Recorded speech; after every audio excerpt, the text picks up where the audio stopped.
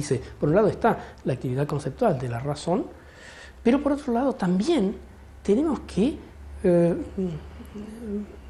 deponer el orgullo del racionalista dogmático y admitir que también están las leyes de la sensibilidad y que los conceptos de la razón sin un contenido dado por la sensibilidad son vacíos. Así como el empirismo recalcitrante, el empirismo empecinado que dice solamente vamos a dar fe a los contenidos obtenidos por experiencias sensibles, así como esos contenidos son ciegos.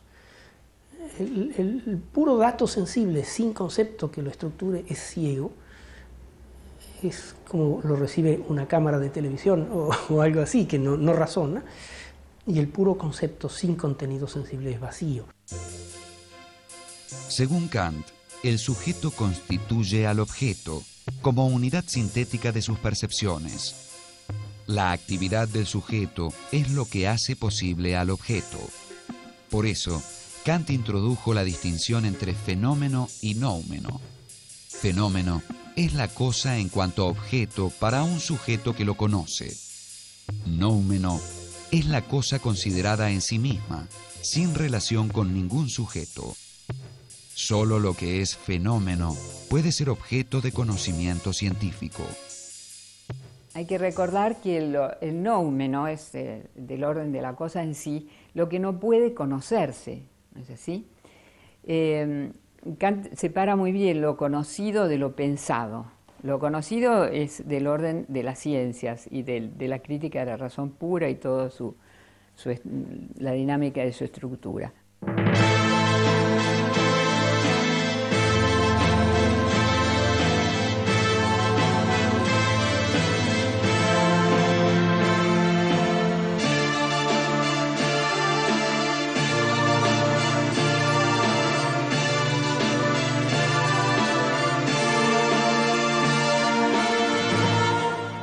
Immanuel Kant.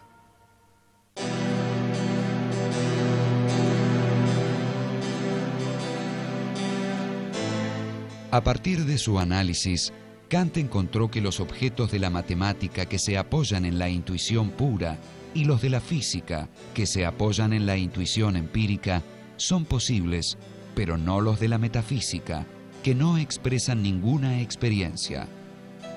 Rápidamente, una de las posiciones predominantes que toma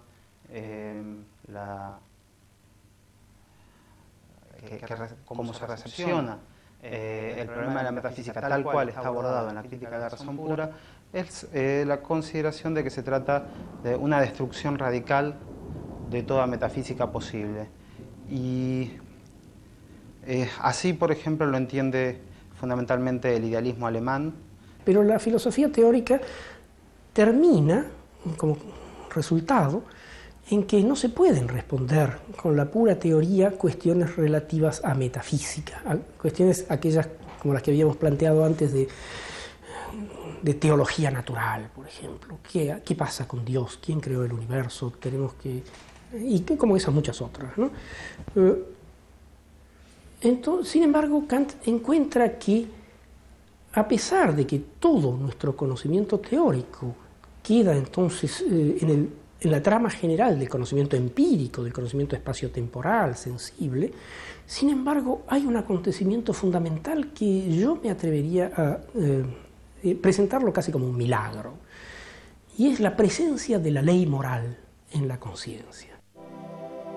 Los objetos de la metafísica son solo ideas regulativas para la razón teórica, pero juegan el papel de postulados ineludibles para la razón práctica. Por la crítica de la razón teórica pura, sabemos, por ejemplo, que es imposible conocer ciertamente si hay en el mundo libertad. Pero la razón práctica, al plantear el problema de la conducta moral, presupone la libertad. En resumen, no puedo teóricamente afirmar la libertad, pero prácticamente, como sujeto ético, debo postularla. O sea que ya está, en la misma crítica de la razón pura, está abierto el paso a la crítica de la razón práctica y a la posibilidad lógica de pensar la libertad. Porque para Kant, si no existiera la posibilidad lógica de pensar la libertad, entonces ese tema ni siquiera podría ser tenido en cuenta.